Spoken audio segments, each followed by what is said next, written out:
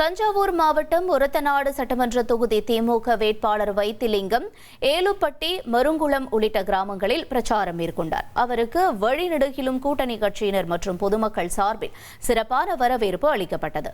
இதையடுத்து பேசிய அவர், மத்திய அரசு தமிழ்நாட்டுக்கு தர வேண்டிய நிதியை தராமல் வஞ்சிப்பதாக குற்றம் சாட்டினார். மேலும் கடந்த 5 ஆண்டு நடைபெற்ற திமுக ஆட்சி பொற்கால ஆட்சி என்றும் கூறினார். திமுக அரசின் சாதனைகளை பட்டியலிட்ட வைத்திலிங்கம் அனைவரும் உதயசூரியன் சின்னத்திற்கு வாக்களிக்க வேண்டும் என்று கேட்டுக் கொண்டார். அதேபோல் அரசு ஊழியர்கள் 20 வருடம் போராடினார்கள். பழைய ஓய்வூதிய திட்டம் வேண்டும் என்று. நிதி நிலைமை சரியில்லாத நேரத்திலும் அவர்களுடைய மனம் நோகக்கூடாது, அவர்களுக்கு கொடுக்க வேண்டும் என்று அந்த ஓய்வூதிய திட்டத்தை அறிவித்திருக்கின்றார். அதுபோல் கரும்பு விவசாயிகளுக்கு 4500 டன்னுக்கு உயர்த்தி தரப்படும், இப்பொழுது 4500 தரப்படும் என்று அறிவித்திருக்கின்றார். நெல்லுக்கு 3500 குவிண்டாலுக்கு கொடுக்கப்படும் என்று அறிவித்திருக்கின்றார்.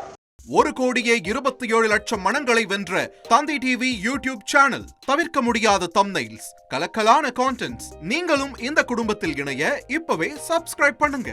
அசுரபலம் கொண்ட எங்கள் டிஜிட்டல் கரங்களில் உங்கள் விளம்பரங்களை சேர்க்க வாட்ஸ்அப் பண்ணுங்க. 8939888378. Email advtthanditv@dttv.in.